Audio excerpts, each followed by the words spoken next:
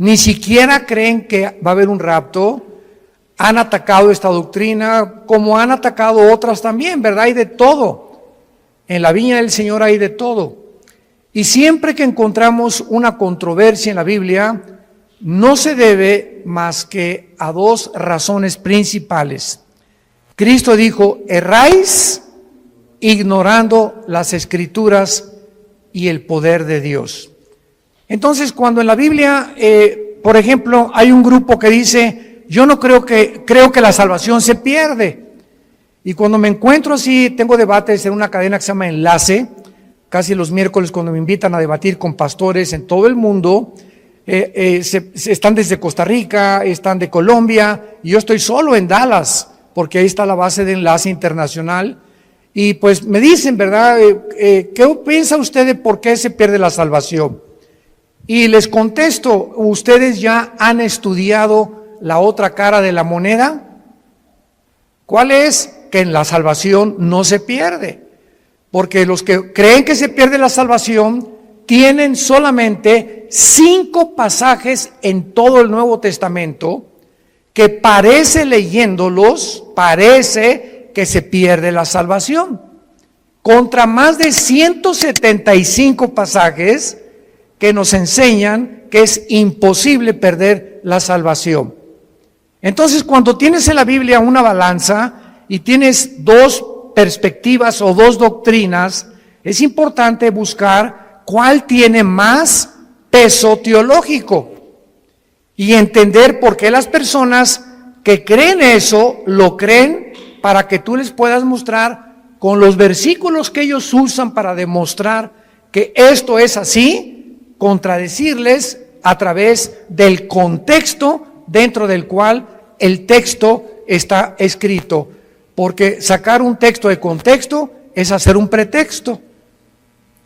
Entonces, las sectas se caracterizan por eso. Tú platicas con un testigo de Jehová, y un testigo de Jehová te va a decir que Cristo no es Dios, que el infierno no existe, y le preguntas: ¿por qué niegas que Cristo no es Dios? Y te contestan: es que Él dijo que nadie sabe estas cosas más que el Padre. Entonces, ¿cómo puede Cristo ser Dios si dijo que Él no sabía ni siquiera el día ni la hora? Sin entender que cuando Cristo bajó al mundo, Filipenses capítulo 2, Él se hizo igual que nosotros, se puso debajo del Padre temporalmente, para que Él no hiciera nada más que lo que el Padre le dijera, y dejarnos el ejemplo de la sumisión a la autoridad. Pero Jesucristo era 100% Dios y era 100% humano. Tú platicas con un mormón y el mormón te va a decir que ¿por qué no podemos tener 4 mujeres, 5 mujeres? Si David tuvo casi 7, 8, Salomón tuvo casi 1000. ¿Y por qué yo no? Dice don Pancho Pistolas.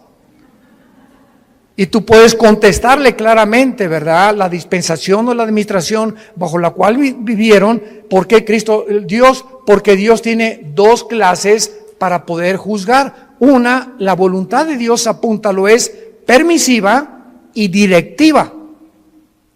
Entonces, el hecho que Dios permita algo no significa que sea la voluntad de Dios. Una muchacha llegó un día y me dice: ¿es por qué me permitió casarme Dios con este patán de esposo que me golpea, etcétera, etcétera? Si yo le pedí a Dios, y le dije: porque tú aceptaste casarte con él, y tú sabías perfectamente bien lo que hacías, tenías 2 años sin ir a la iglesia cristiana, y te casaste con el primer camión que pasó por ti.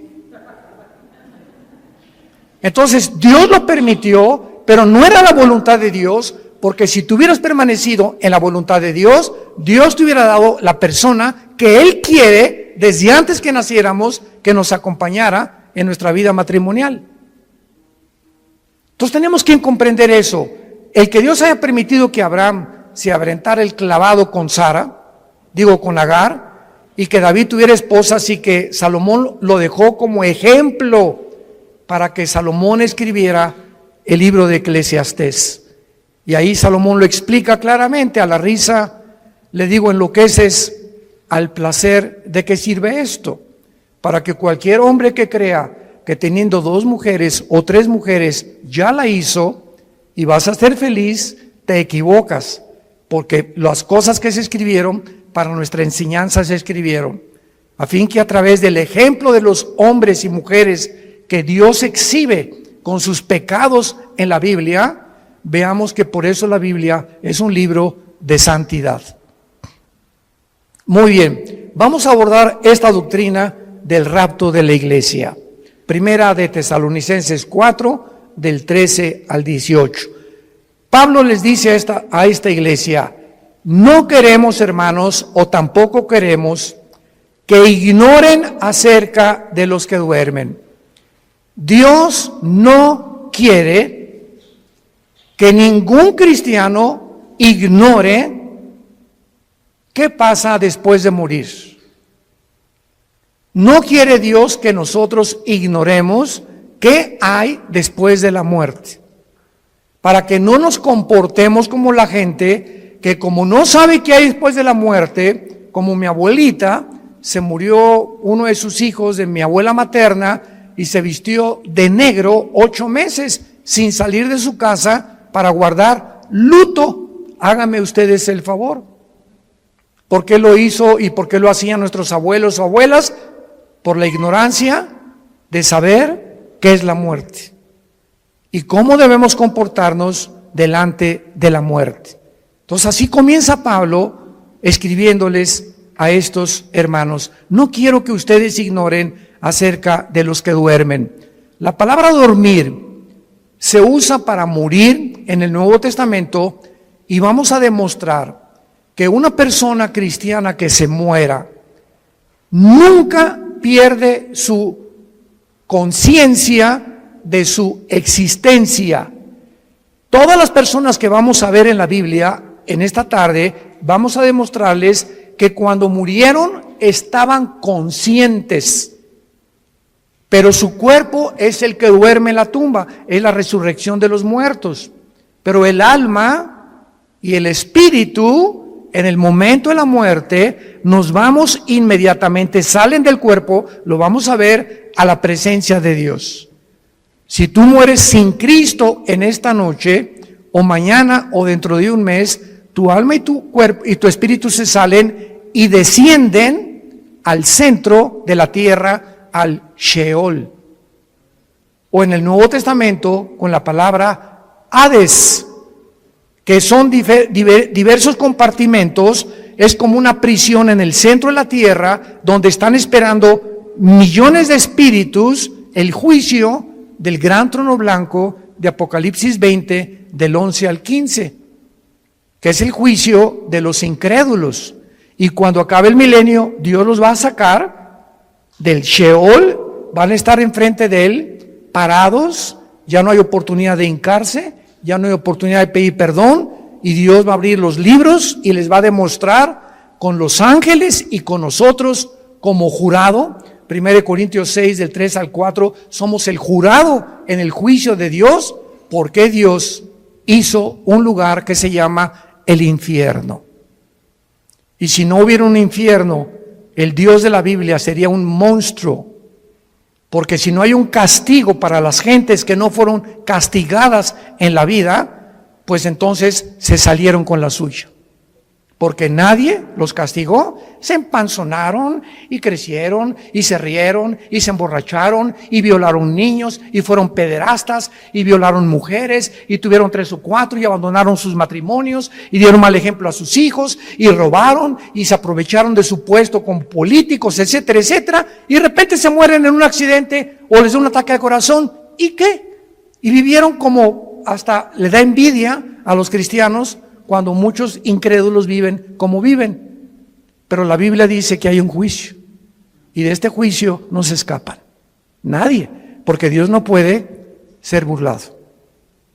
No quiero que ignoren acerca de los que duermen, porque para que no nos entristezcamos como los otros, o sea, como los que no son cristianos, que no tienen esperanza.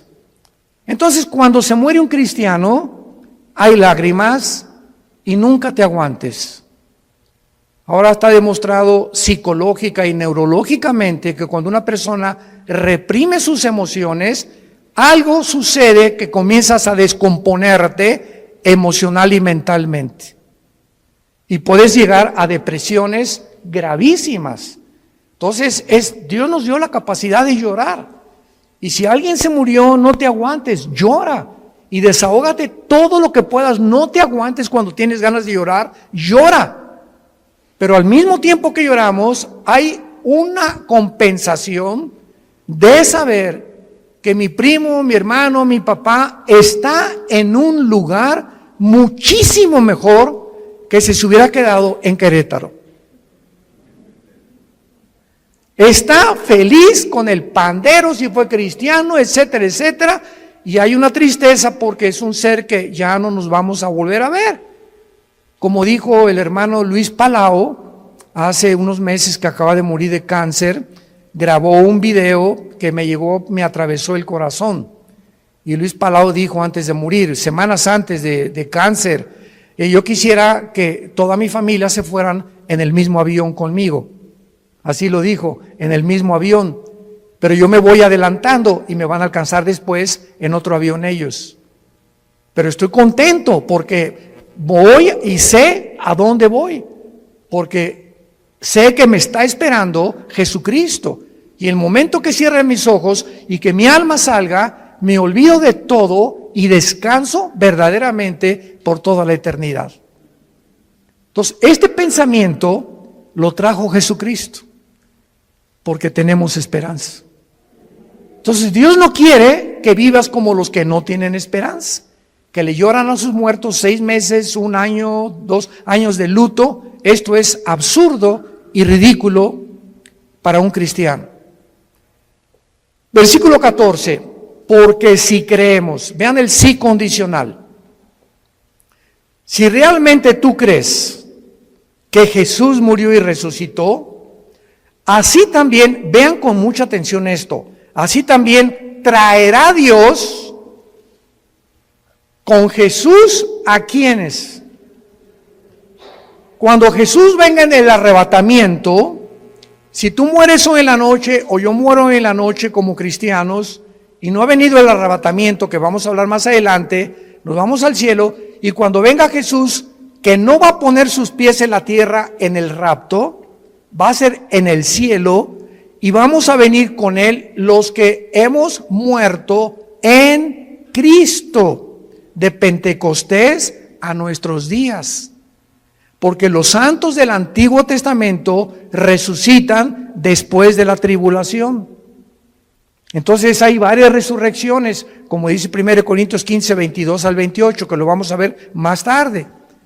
Entonces, cuando venga Cristo, traerá con Jesús a los que durmieron con Él. Esto implica que los muertos ya están con Jesús, no están en el cementerio. Ya están con Jesús los muertos, no están en el cementerio. Como el cuento de el Día de Muertos en México, ¿no? Que estaba la India María en el cementerio con una olla de mole. Y llegó la señora Pompidou con un ramo de flores. Y entró la señora Pompidou al cementerio con su ramo de flores así. India bruta, le dice, ¿cuándo crees que tu muertito se va a comer el mole? Y le contestó la India María, cuando venga el suyo por las flores. O sea, tanto los ignorantes como los de la clase alta cometen el mismo error que se llama paganismo. Cuando nosotros enterramos a alguien, un cristiano no regresa nunca al cementerio, porque no hay nada más que huesos y lagartijas. Y pararte enfrente de una tumba o de un monumento de una tumba, ¿verdad?, es por ignorancia, porque de alguna manera queremos seguir teniendo contacto con eso y, ay, mi chole, ¿verdad? Y perdóname que te haya hecho lo que te haya hecho, ¿verdad? Y perdóname, mi chole. Y comenzamos a hablar con el muertito, con la muertita, y él no está ahí. Ni se va a comer el mole, ni va a salir por las flores. Entonces, todas esas costumbres han sido arrastradas por ignorar qué hay después de la muerte. Y Jesús vino a abrirnos los ojos y el entendimiento para que vivamos con una vida de la verdad y del conocimiento. Versículo 15, por lo cual, entramos en materia, os decimos esto en palabra del Señor. O sea, Jesús le reveló a Pablo lo que vamos a leer. Que nosotros que vivimos, que habremos quedado hasta la venida del Señor, no precederemos a los que durmieron, porque el Señor mismo, con voz de mando, con voz de arcángel y con trompeta de Dios, descenderá del cielo, y los muertos en Cristo resucitarán primero. Luego nosotros, los que vivimos, los que hayamos quedado, seremos, apunta la palabra en tu Biblia, arpazo, tal como suena con Z, arpazo, como el arpazo de un tigre o el de un león que hace esto para arrebatar la carne. Y esta palabra se tradujo arrebatados y significa ser sacado o quitado de en medio súbitamente. Por eso se llama rapto, viene del latín raptarus. Entonces, usar arrebatamiento o el rapto de la iglesia son palabras sinónimas, pero se tradujo arrebatados. Y es la palabra arpazo, que se traduce ser quitado, es cuando alguien rapta a alguien, viene y lo quitan y lo suben a un coche, ¿verdad? Súbitamente de repente y te inmovilizan y te desaparecen. Por eso se llama que seremos raptados. De repente, millones de personas en el mundo van a encontrar la ropa tirada en el suelo. Todos los bebés van a desaparecer del planeta Tierra y los niños menores de edad hijos de los cristianos. Aviones van a chocar porque los pilotos chocaron, porque desaparecieron los pilotos.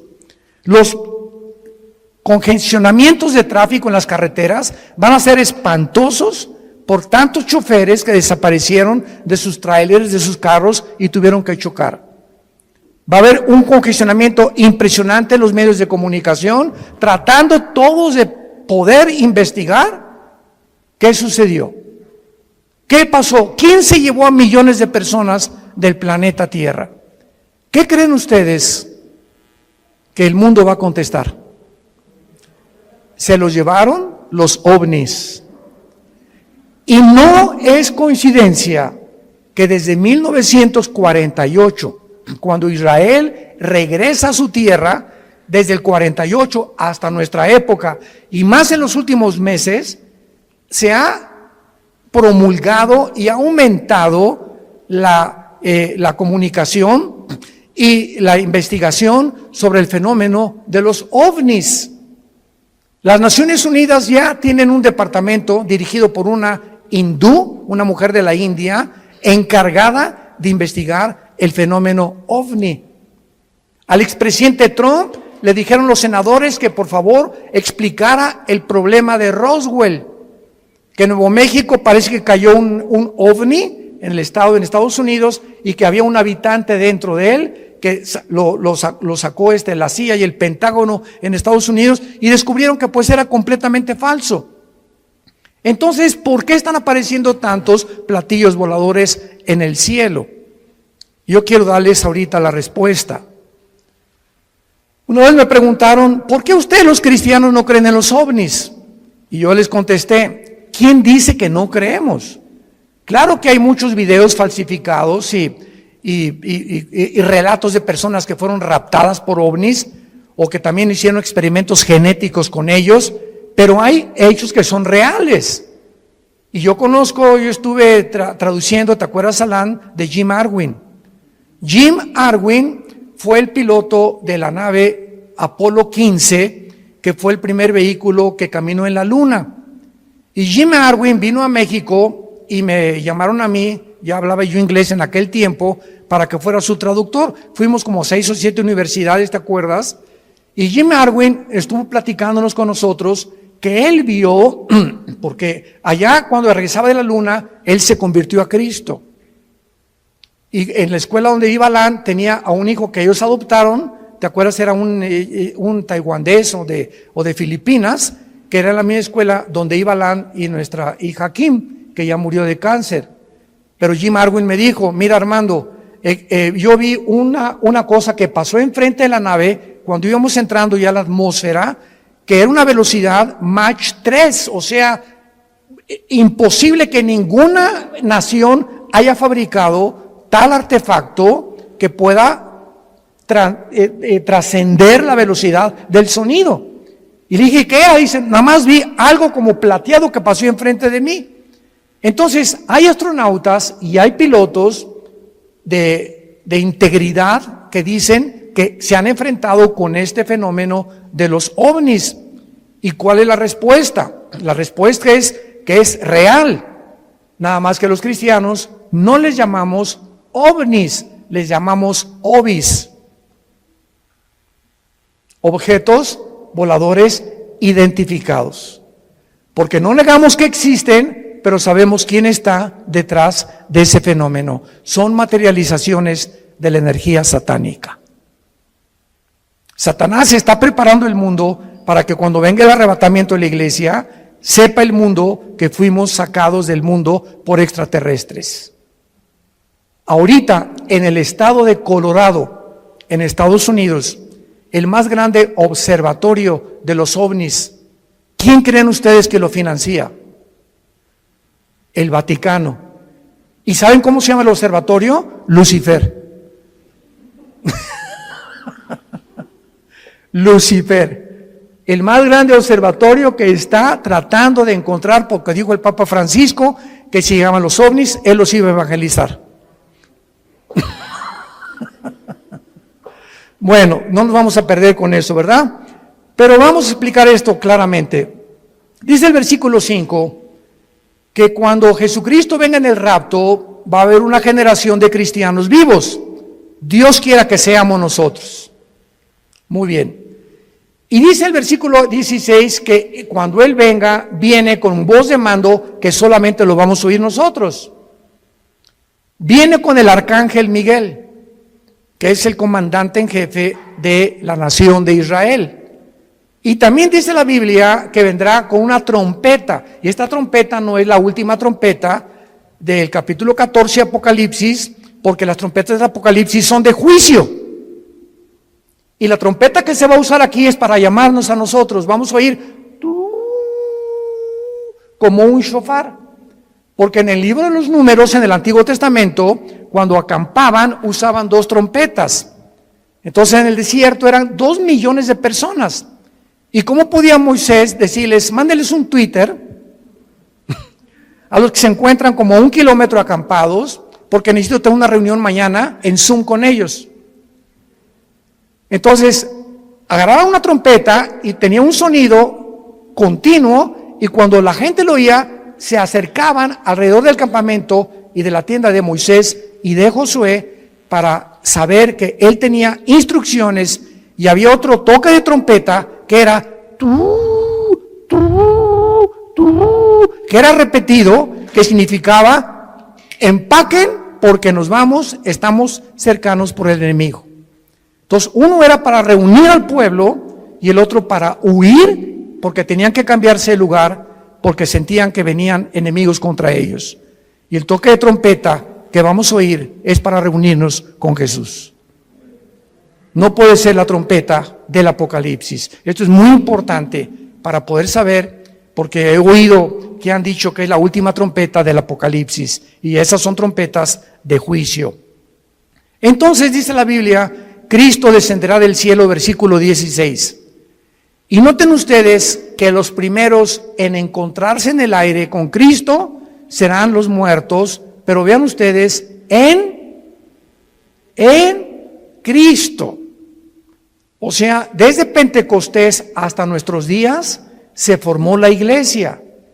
La iglesia no existía en el Antiguo Testamento, no existía en los evangelios.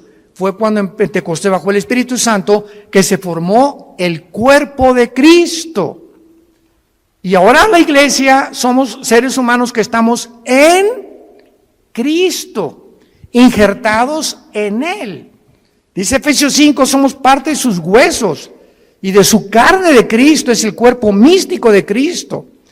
Entonces en el rapto, si nosotros estamos vivos y viene ahorita a las 7:30 de la noche y oímos, vamos a oír, ¿verdad? Nada más nosotros, un sonido, y de repente, en un abrir y cerrar de ojos, estamos en el cielo con Él, ya Él viene con todos tus parientes que murieron antes que nosotros en Él. Los santos del Antiguo Testamento resucitan después de la tribulación. Y este orden, porque dice en 1 Corintios 15, 22 al 28, que hay un orden establecido por Dios para la resurrección de los muertos. Primero Cristo, las primicias, después los que son en Él. O sea, la iglesia que somos nosotros. Y dice la Biblia, luego nosotros los que vivimos, los que quedemos, seremos arrebatados juntamente con ellos en el aire. El rapto es en el aire, Jesús no baja. La segunda venida baja y planta sus pies en el monte de los olivos. Zacarías capítulo 14, del 12 en adelante. Cristo pone sus pies en el monte de los olivos donde fue crucificado.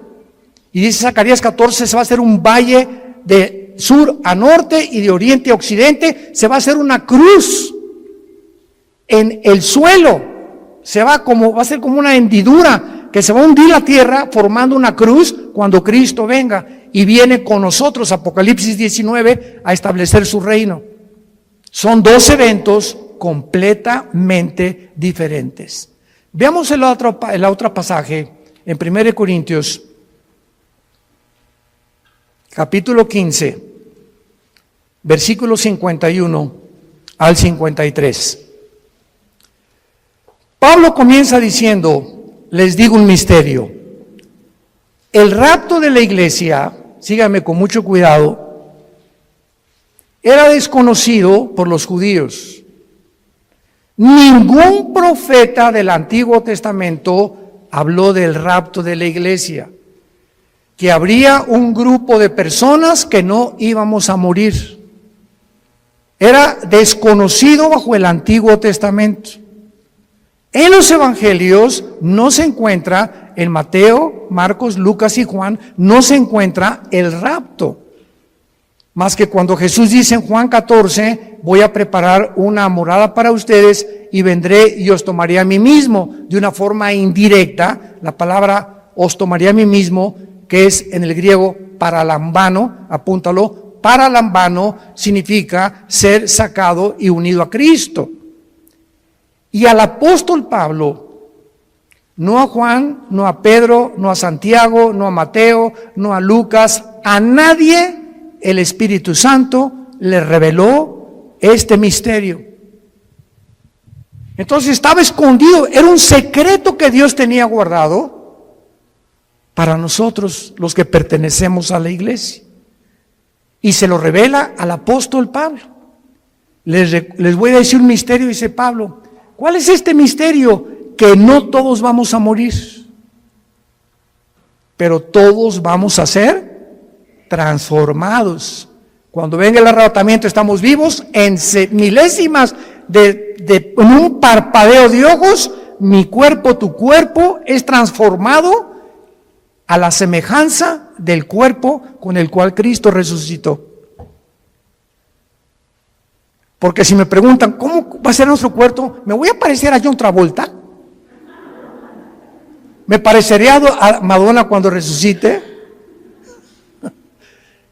Y tenemos curiosidad de cómo va a ser nuestro cuerpo, ¿verdad? Lo vamos a ver ahorita con mucho detalle, porque la Biblia nos dice cómo va a ser nuestro cuerpo. Entonces, este misterio es que habría una generación de cristianos que no vamos a saber lo que es morir.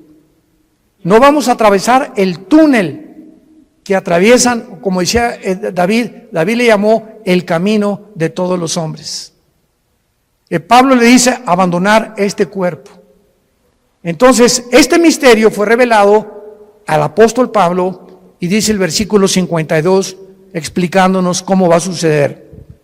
En un momento, en un abrir y cerrar de ojos, a la final trompeta, porque se tocará la trompeta y los muertos serán resucitados incorruptible y nosotros transformados, porque es necesario que esto corruptible se vista de incorrupción y esto mortal se vista de inmortalidad.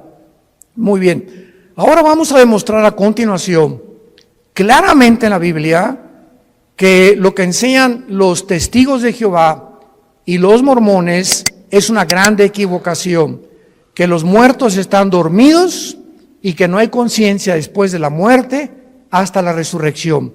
Vayamos primero a Génesis capítulo 35 en el Antiguo Testamento. Esto es maravilloso. La Biblia es preciosa. No hay nada perverso en ella. Todas ellas, las palabras de Dios, son rectas al que entiende y razonables a los que han alcanzado la sabiduría. Dice Proverbios 8 del 4 al 8. Vean ustedes Génesis 35 versículo 18. Pon una lupa o un microscopio para lo que vamos a leer. Aconteció que al salírsele, apúntalo, Nepesh. Nepesh con SH al final. Es la palabra hebrea para alma. Al salírsele el Nepesh o el alma murió. Desgraciadamente hay una traducción de la Biblia que se llama la Nueva Versión Internacional. Yo no se la recomiendo a nadie. Y si tú lees este versículo en esta versión de la Biblia, dice, aconteció que suspiró. ¿Y qué es un suspiro? O sea, no explica nada, ¿no? Porque no nos revela la parte que forma el cuerpo humano, que es el alma. Vamos a ver cuál es la otra parte del cuerpo humano. Y cuando dice la Biblia Nepesh, si lo quieres apuntar, el alma es el centro de la mente, las emociones, la voluntad y los sentimientos. Eso es el alma. Y que en otras partes del Antiguo Testamento se traduce como el corazón. Del corazón salen las malas palabras, del corazón sale esto, del corazón aquello, perverso y engañoso el corazón, Jeremías 17:9, y cuando dice perverso y engañoso el corazón, perverso y engañosos son nuestros sentimientos. Perversos y engañosos son nuestras emociones. Perverso y engañoso es nuestra voluntad y nuestro intelecto. Nacimos torcidos. Qué peligroso es que confiemos en nuestros sentimientos y en nuestras emociones cuando no están bajo el control del Espíritu Santo. Ay, hermano, me voy a casar. Sí, qué bueno que te vas a casar, Conchita. Es que está re guapo, se parece a Rambo. ¿Y te vas a casar por el físico? Voy a casar porque que te linda y está muy bonita. ¿Y te vas a casar por el físico o realmente ya tienes un tiempo conociendo el corazón de esa persona, su carácter, cómo reacciona, diferentes cosas, caminar con Cristo? Porque el matrimonio es para dos discípulos. El matrimonio es para dos discípulos de Jesús. Porque si te casas y eres cristiano con una que no es cristiana o uno que no es cristiano, ¿qué va a pasar? Es como atar en el arado, en el campo, a un buey con un burro. Entonces el buey jala para acá y el burro jala para allá. Para arar el arado se necesitan dos bueyes. No estoy diciendo que seas buey. Y son palabras bíblicas, ¿eh? Entonces, por eso están unidos para arar con un yugo los dos, y el yugo del matrimonio es Cristo.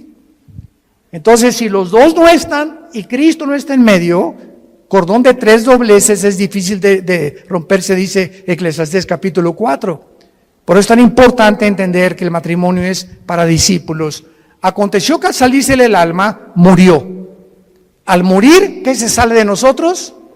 se sale el alma. Ahora el versículo 29 del mismo capítulo, y exhaló Isaac el Roach. Así como suena, se pronuncia la CH en hebreo como J, Roach. Se le salió y se traduce espíritu. Y el espíritu es la parte inmaterial a través de la cual conocemos, adoramos y servimos a Dios. Adoramos en espíritu, servimos en espíritu y seguimos en espíritu al Creador.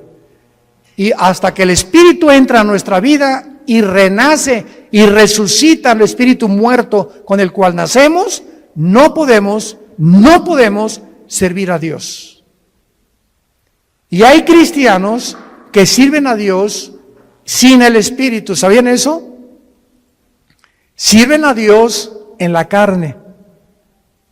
Predican, enseñan, hacen, pero la motivación por lo cual hacen todo lo que hacen no es para Él. Es o para ser vistos, o para ser recompensados, o por muchas otras intenciones. Y lo encuentran en Apocalipsis 2, del 1 al 4, con la iglesia de Éfeso. ¿Se acuerdan de esta iglesia? Que le dice Cristo: yo conozco tus obras, has tenido paciencia, has probado los que son apóstoles y son mentirosos, has tenido esto y el otro, y en ese momento, Señor, gracias, hasta que me reconoces, Señor. Con cualquiera de estas cosas que Cristo está alabando se sentiría uno orgulloso, ¿verdad? Pero dice Cristo, pero, hay un pero, ¿cuál es, Señor, el pero? Que tengo contra ti que has perdido tu primer amor. O sea, todas estas cosas que Cristo alabó son buenas, pero lo estaban haciendo sin amor a Él. La carne es bien consagrada. Se llama la religiosidad. Y son de esos hermanos que, ¿y por qué el hermano se tatuó? ¿Y por qué trae el pelo largo? ¿Y por qué trae ese vestido tan caro, la hermana? ¿Y por qué la otra parece china poblana? ¿Y por qué esto y por qué el otro? ¿Y por qué se ponen aretes? ¿Y por qué celebran la Navidad? Dios mío, santo, no sé a qué virgen invocar. Que no hay ninguna, ¿verdad? Pero Jesús, María y José y el burrito que los acompaña. Es increíble que estén continuamente tratando de ver que el cristianismo es a través de cómo te vistes, de si estás tatuado. Una vez me dijo un señor, ¿ya viste ese hermano que está tatuado? Y le dije, es peor la panza de Santa Claus que tienes tú. Se pintó algo en el cuerpo, ¿y quién está haciendo más daño a su cuerpo? ¿Él o tú? Y peor si tomas Coca-Cola. Entonces, cuando apuntamos a alguien, 3 dedos nos apuntan a nosotros, nos damos cuenta. Tengamos cuidado a quién juzgamos y a quién le señalamos el dedo, porque estamos buscando siempre que creemos que somos mejores que otros por la forma como nos comportamos, y a Dios se le adora en espíritu y en verdad. Es que en la Navidad es paganismo y ¿sabe? Cállese. Mi esposa le pone el árbol de Navidad más lindo que hay con esferas y estamos en Navidad. Jingle bells, noche de paz, contentos, alegres. Pero hoy, hermanos, no pusieron árbol, no pusieron nada y con sujeta.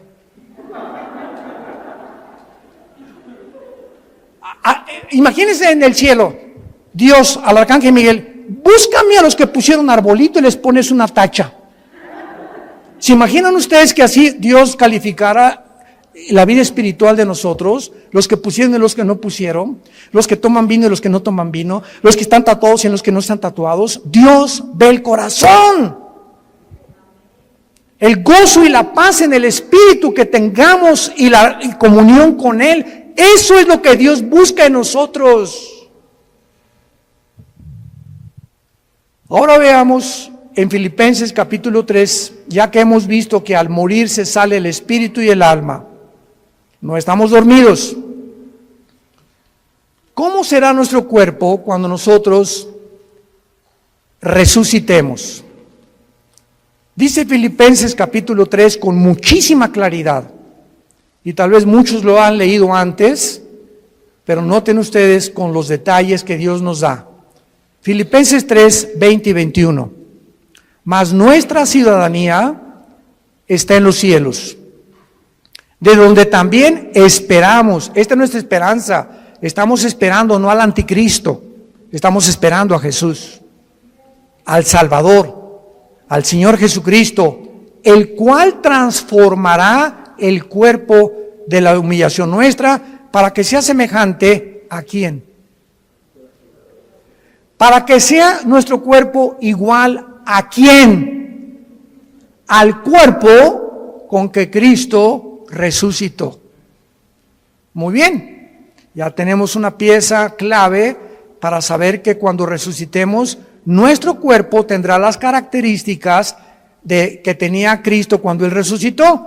Muy bien, ¿cuáles características tenía Cristo cuando Él resucitó? Número 1, cuando Jesús estaba abriendo sus brazos en la cruz, los romanos tenían la orden, y era de pena de muerte, de asegurarse que el crucificado, antes de que lo bajaran, estuviera muerto. Y como muchas veces se desmayaban por el dolor, lo podían bajar creyendo que estaba muerto. No hay las pruebas clínicas que hay en el siglo XXI para mostrar que una persona está muerta. Entonces lo que hacían los romanos era romperles los meniscos con un mazo grandísimo en las rodillas, los meniscos de las rodillas. Entonces el crucificado tendría que caer y asfixiarse. Y si no estaba muerto, moría por asfixia. Y entonces así se aseguraban de que la persona estaba muerta. Pero estaba escrito en Deuteronomio que a Jesús no lo romperían los huesos. Y cuando se acercó un soldado a Cristo para romperle los huesos, un centurión romano le había dicho al soldado: detente, yo voy a hacerlo de otra manera. Agarró una lanza y lo atravesó de la izquierda a la derecha, todo el diafragma y el corazón de lado a lado, para asegurarse que estaba muerto.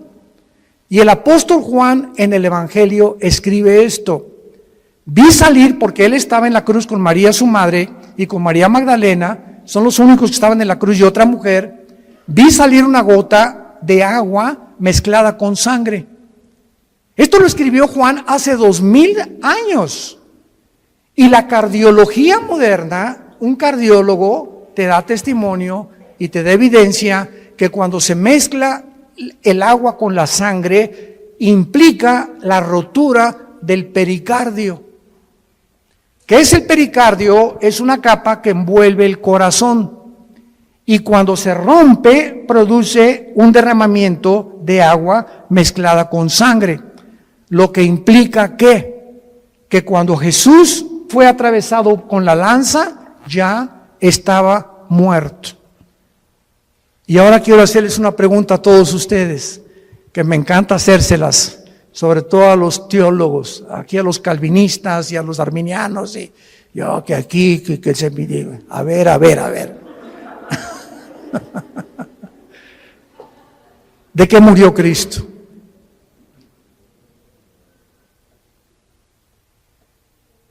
Nadie, ¿verdad? ¿De qué murió? No murió de asfixia. Cuando lo atravesó en la lanza ya estaba muerto. ¿De qué murió?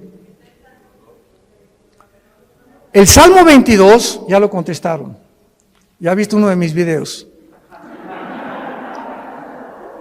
En el Salmo 22, 1000 años antes de que Cristo fuera crucificado, antes de que ni siquiera se practicara la crucifixión. Increíble. David escribe: Dios mío, ¿por qué me has desamparado? Comienza David a escribir 1000 años antes lo que Jesús pronunció en la cruz, y lo que Jesús desde la cruz, como si David se hubiera adelantado al futuro, se hubiera metido en la cruz de Cristo y él estuviera viendo lo que Cristo vio desde la cruz. Esto es impresionante. Y más adelante David escribe: horadaron mis manos y mis pies, y mi corazón fue como la cera. Cristo murió en el momento que tus pecados y mis pecados fueron puestos sobre su cuerpo, rompieron su corazón. Murió de dolor moral. No soportó llevar en la cruz nuestros pecados, y fueron nuestros pecados los que produjeron su muerte. Y 700 años antes de que él muriera, el profeta Isaías, capítulo 53, escribió: despreciado y desechado entre los hombres, varón de dolores, escondimos de él el rostro, fue menospreciado, no le estimamos, molido fue por nuestros pecados y completamente deshecho por todo lo que nosotros hicimos. Qué increíble que Isaías haya escrito eso, que fue el pecado lo que mató a Jesucristo. Y que el Padre haya permitido que su Hijo fuera crucificado, maltratado, despedazado. Cristo en la cruz, dice Isaías 52, los últimos 2 versículos antes de entrar al 53, que no había parecer en él. Cristo en la cruz era un guiñapo humano. Nadie reconocía, estaba deformado de los golpes, de los latigazos, de la sangre que le corría por su rostro. No tenía los tejidos subcutáneos, los tenía completamente abiertos, del látigo de 9 colas que tenían puntas de hueso con acero, y los romanos lo envolvían, y el látigo le daba 4 veces, y cuando jalaban el látigo desgarraba todos los tejidos subcutáneos del pecho y de la espalda. Cuando él estaba en la cruz era un guiñapo humano. Cristo en la cruz era un monstruo. ¿Por qué? Porque eso es lo que hace el pecado, nos hace monstruos. El pecado nos deforma. El pecado hace y tuerce lo que es la imagen de Dios en nosotros. Y el cristiano tiene que proyectar la santidad. El cristiano tiene que proyectar el gozo, la paz del Señor. Y tú lo puedes ver en amigos tuyos o en personas que no son cristianas. Ve la mirada que tienen.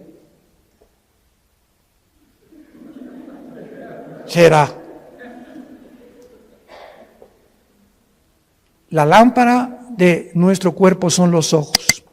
Pero Cristo muere de esa manera para que Dios nos recordara el tiempo en que nosotros tenemos que estar conscientes de lo que el pecado nos hace en nuestra vida. Y vayamos en penúltimo lugar, Apocalipsis capítulo 6.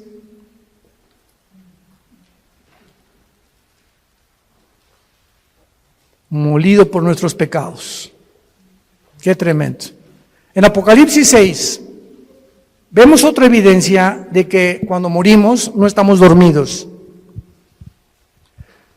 Capítulo 6, versículo 9 en adelante. Cuando abrió el 5º sello, vi, dice el apóstol Juan, vi bajo el altar las almas de los que habían sido muertos por causa de la palabra de Dios y por el testimonio que tenían. ¿Cómo podía Juan ver en el cielo cuando la sangre y la carne no pueden heredar la corrupción? ¿Cómo pudo Dios llevarse a Juan al cielo? ¿Cómo pudo en 2 Corintios 12 llevarse Dios a Pablo al cielo cuando nuestro cuerpo nos impide estar en otra dimensión donde todo es santidad y perfección? Lo corrompible no puede dar la incorrupción, ya lo vimos. Bueno, la respuesta es que Juan estaba durante el tiempo de la tribulación en el Espíritu en el cielo. Y esto nos muestra que aparte de los ojos físicos que tenemos, porque cuando alguien está muerto, vienen los gusanos y nos comen el cerebro, ¿verdad?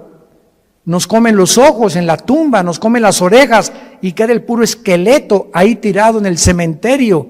Sin embargo, en la otra vida tenemos ojos, tenemos oídos y tenemos otro cuerpo. Y los ojos que vamos a tener en la otra vida, ya los tenemos en esta vida y se llaman los ojos espirituales, que estamos entrenando para ver la Biblia. Si tú vienes a la Biblia con tus ojos carnales, sin antes orar ni limpiar tu vida, Dios no va a permitir que veas nada de revelación, ni el Espíritu Santo te va a descubrir las cosas profundas que se encuentran en la Biblia. Porque los puros de corazón verán a Dios, nada más. No podemos acercarnos a Dios con un corazón sucio y con una mente inmunda. Entonces, qué increíble, ¿verdad? Que la Biblia pueda mencionar que podamos mantener la existencia y la conciencia de la existencia. Y esto nos prueba otra cosa tremenda que hoy en la comida mi esposa y yo, platicando con unos dentistas en casa de Alán, nos compartieron, ¿verdad? De lo que está descubriendo en el mundo de la medicina, de las vibraciones, etcétera, etcétera. Tú sabes que nosotros cuando soñamos, ¿no es la mente la que produce los sueños? ¿Tú sabes que los pensamientos no se forman en el cerebro? Los pensamientos y los sueños están en el área de la dimensión espiritual. Y una cosa es el cerebro y otra cosa son los pensamientos. Porque cuando tú mueras, tu cerebro se queda con los gusanos, alimento de los gusanos, y en la otra vida vas a recordar quién eres. Pero ¿cómo si tu cerebro ya no lo tienes? Ya se lo comieron los gusanos. Esto nos demuestra claramente que la conciencia no está en el cerebro, los pensamientos no están en el cerebro. El cerebro no es un órgano como el hígado que produce la bilis y los intestinos, los jugos gástricos, etcétera, etcétera. Pero el cerebro es solamente un órgano, pero no forma parte de la vida espiritual. Y cuando la Biblia dice, renovaos en vuestra mente, no dice en el griego en el cerebro, dice en vuestra mente, y la mente es el alma. ¿Están aprendiendo algo? Juan está en el cielo y ve las almas de los muertos. No estaban dormidos. Y Juan, versículo 10, los oye que los muertos tenían cuerdas vocales en la otra vida. Las que tenemos aquí, los gusanos se las comieron. Y en la otra vida Juan oye que clamaban a gran voz, oyó que estaban junto a Dios y le estaban preguntando a Dios, ¿hasta cuándo, Señor, santo y verdadero, no juzgas y vengas nuestra sangre en los que moran en la tierra? ¿Qué fue lo que Juan oyó que estaban diciendo estos muertos en el cielo? Que estaban muertos en su cuerpo, pero conscientes de existencia en la otra vida, espiritualmente hablando. ¿Estaban pidiendo venganza? Estaban pidiendo justicia. Ahora, fíjense qué importante es esto. En el cielo, los que están ahorita en el cielo están conscientes de muchas cosas que pasan en la tierra, como nos los demuestra este versículo, porque más adelante se les dice que se esperen hasta que mueran los demás que el anticristo va a matar. Y estos muertos que están en el cielo están conscientes que la justicia no se ha hecho y están gritando a Dios, ¿hasta cuándo? Y es el grito de nosotros en el siglo XXI. Señor, ¿cuándo vas a acabar con tanta violencia, con tantos pederastas, con tantos políticos corruptos, con tanto robo, con tanto asalto, con tanta violación, con tantos violadores de niños? Señor, ¿cuándo va a acabar todo esto con tanta enfermedad, con tanto cáncer, con tantos virus? Estamos aquí en la tierra gritándole a Dios, ¿hasta cuándo? Y Dios quiere que nosotros oremos y le digamos a Dios esta oración. Por eso Dios nos las dejó, porque cuando oye Dios el clamor de nosotros, escúchenme esto con mucho cuidado, cuando Dios oye el clamor de nosotros, Dios puede adelantar la venida de Jesús. Y para terminar, lo voy a demostrar en Apocalipsis 8. Cuando abrió el séptimo sello, se hizo silencio en el cielo como por media hora. Esto es impresionante. Y vi a los 7 ángeles que estaban en pie ante Dios y se les dieron 7 trompetas. Otro ángel vino y se paró ante el altar. Allá en el cielo hay un templo con altar, con lugar santo, con lugar santísimo y con atrio. Cuando Dios hizo el tabernáculo, lo hizo conforme a los planos que Dios le dio de algo que ya existía y que todavía está en el cielo. Y en todo Apocalipsis encontramos, vi el altar, se abrió el cielo y vi salir del altar de Dios los ángeles. Hay un templo en el cielo, literal, y bajará con la nueva Jerusalén. Capítulo 21 y 22, muy bien. Vi entonces otro ángel, se paró frente al altar. ¿Con qué? ¿Se acuerdan ustedes lo que representa el incienso? ¿Qué representa? Las oraciones, ¿verdad? Vi al ángel con un incensario de oro y se le dio mucho incienso, o sea, le dieron muchas oraciones más, porque cada vez que oramos sube al cielo. Cuando tú te hincas o sentado o nos reunimos 4 o 5 a orar o 10, no nos imaginamos el poder que se une espiritualmente y sube al cielo con mucho más fuerza cuando 2 o 3 se ponen de acuerdo en lo que están pidiendo. ¿Se acuerdan de Jesús? Cuando 2 o 3 se pongan de acuerdo en lo mismo, les será concedido, porque es mucho más fuerte. Cuando me pongo en oración con mi esposa o a la hora de la comida, oramos por esto, por aquello, y estamos 2 o 3 de acuerdo, y esto sube como un cohete hasta el altar de Dios.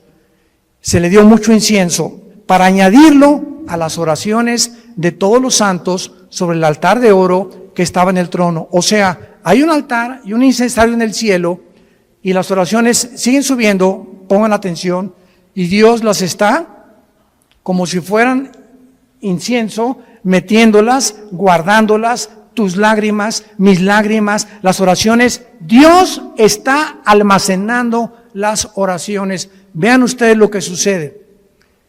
Versículo 4, y de la mano del ángel subió a la presencia de Dios el humo del incienso con las oraciones de los santos. Estas oraciones, simbolizando el incienso, suben a la presencia del Creador de los cielos y de la tierra. Y entonces el versículo 5 dice algo sorprendente. Entonces el ángel tomó el incensario, o sea, nuestras oraciones, lo llenó de fuego del altar y lo arrojó a la tierra. Y en el momento que nuestras oraciones son contestadas, porque es lo que significa, las oraciones ya llenaron el incensario y el ángel las vuelca sobre la tierra, hubo truenos, voces y relámpagos y un terremoto. Esto nos habla que nuestras oraciones precipitarán los juicios de Dios sobre el mundo. Los truenos, las voces y los relámpagos, junto con el fuego, son símbolo de juicio de Dios. ¿Cuántos de ustedes hasta este momento, antes de dormir, no se hincado, sentado en tu cama, como Dios te acomode, le pides a Dios: Señor, te pido por mi hijo que está perdido, y mojas de lágrimas tu cojín? Te pido por mi esposa, mi esposo que está perdido, por mis cuñados, te pido por el gobernador, por el gobierno de México. Y todo aquello que pedimos nosotros a Dios diario sube al cielo, y mientras más oramos y más tiempo le dedicamos a la oración, Dios va a acelerar la venida de su Hijo Jesucristo. Y muchas veces la negligencia y la apostasía de los cristianos, no te puedo preguntar cuántas minutos, horas diarios, pero si tú no oras diario 10, 15, 20 minutos diario, yo no sé qué clase de vida cristiana tienes. No tenéis porque no pedís. Y muchos de ustedes viven una vida sin paz, sin propósito, sin dirección, sin bendiciones de Dios, ni han visto la mano de Dios en sus vidas, en su matrimonio.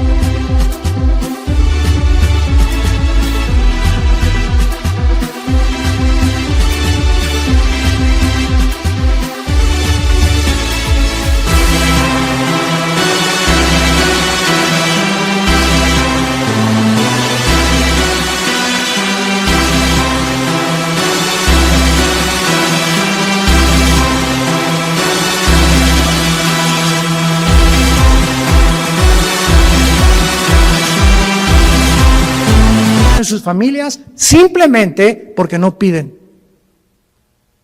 Y cuando oran, Jesucito mío, mi dulce compañía, no me desampares ni de noche ni de día. Agarra un perico y grábale una grabadora mejor. O cuando oran, y te pido por tus alimentos y por los que no lo tienen, que se los des. ¿Qué clase de oración es eso, por el amor de Dios? Ni los pericos oran así. Te pido que les des a los que no se leen. Oye, pobre Dios, y sin falta de misericordia, dales alimento a los que no lo tienen. ¿Y tú crees que te va a contestar Dios? A ver, Miguel, búscate a todos los pobres de África y mándales un sándwich. Oramos tantas vaciedades. Espíritu Santo, baja, baja, como dice la canción. ¿Cómo que baja? ¿Los tienes dentro de ti? Señor, dame más y más de ti. No, no te voy a dar más de ti, yo quiero más de ti. Dame más de ti, como dice la canción, dame, dame. Y Dios nos está diciendo lo contrario, tú dame más de ti. Yo ya te di a mi Hijo, ya te di a mi Espíritu Santo, ya te di la Biblia. O también nos juntamos a orar y comienzan a orar, Padre, y yo una hermana, sí, Padre, en el nombre de Jesús, y la otra hermana, amén, gloria a Dios, a su Altísimo, y de repente ya no saben de qué están orando, porque todos van comenzando, y todo es un relajo, es el Cirque du Soleil de la oración. Cuando nos juntemos a orar, cállate la boca, y uno dirige la oración, para que nos pongamos de acuerdo en lo que está orando, y no todos, sí, Señor, amén, Señor, ¿a qué le estás diciendo amén, cabeza de bolillo? Tenemos que aprender a orar. Yo he ido a iglesias donde o sea, qué increíble que no sepamos como cristianos que hay un orden en todas las cosas. Dios es un Dios de orden. Y cuando nos ponemos de acuerdo en cosas, Padre, te pedimos por el gobierno, te pido por aquello, etcétera, etcétera, la oración cambia las cosas. Y si tú en esta noche tienes a Jesucristo como tu Señor y como tu Salvador, y tú saliendo ahorita mueres un balazo, no sé lo que pueda pasar, un choque o mañana no amaneces, tú mueres en paz y vas a ir al cielo directamente en el instante, en los segundos en que tú te separes de tu cuerpo de este mundo. Hoy, antes de acostarte, yo te pido que te asegures que tienes a Jesús como tu Salvador. Oremos. Señor, te damos gracias por tu palabra, a causa de la esperanza que nos está guardando en el cielo, y porque nos has hecho partícipes de la herencia de los santos en luz. Nos has trasladado de las tinieblas al reino admirable de Jesucristo. Bendito sea el Dios y Padre de Jesucristo nuestro Señor, que nos hizo renacer para una esperanza viva, por medio de la resurrección de Jesucristo, que fue crucificado, enterrado y resucitado a los 3 días, para una herencia incorruptible, inmarcesible, reservada para nosotros en los cielos, que somos guardados mientras tanto aquí en la tierra por tu poder, Señor, mediante la fe, habiendo huido de las concupiscencias, de las pasiones desordenadas, de los síntomas sociales que nos indican que vienes pronto por nosotros, de la descomposición moral de la sociedad en la que estamos viviendo. Ustedes sean santos en toda su manera de vivir, porque si invocan mi Padre o mi nombre, que soy santo ante todas las cosas, dice el Señor, andad con temor durante todos los días de vuestra peregrinación, sabiendo que fuimos rescatados con la sangre de Cristo, sin contaminación, no con oro ni con plata, sino con la vida del Hijo de Dios. En esta noche y en esta tarde, ustedes a través de las redes sociales, yo les invito a que vengan a la cruz. No te invito a una religión, te invito a una cruz, al centro del universo, donde Dios estaba en Cristo reconciliando nuestros pecados. El que no conoció pecado por nosotros se hizo pecado, para que nosotros fuéramos hechos la justicia de Dios en Él. Y Dios muestra su amor para con nosotros en que siendo pecadores, Su Hijo Jesucristo muere en nuestro lugar, para que tú comprendas que el que tiene a Cristo tiene la vida, y el que no tiene a Cristo no tiene la vida eterna. Yo te invito a que te asegures en este momento de tener a Jesús. ¿Qué puedo hacer? Me preguntarás. Dile estas palabras, que broten de lo más profundo de tu corazón. Señor mío y Dios mío, me arrepiento de mi vida. Te pido que en esa cruz donde tú pagaste con tu sangre por mis pecados, me laves en este instante de todas las maldades desde que nací hasta este momento y que me des la vida eterna. Te recibo, Jesús, porque creo que a los 3 días resucitaste de los muertos y que solamente tú puedes cambiar mi vida y darme la seguridad que cuando cierre mis ojos en el día de mi muerte, los volveré a abrir en segundos y veré tu rostro. Te abrazaré y sabré que no fue en vano haber creído y haberte servido y haberte adorado en la corta vida que me diste. En el nombre de Jesús. Amén. Gracias a Dios.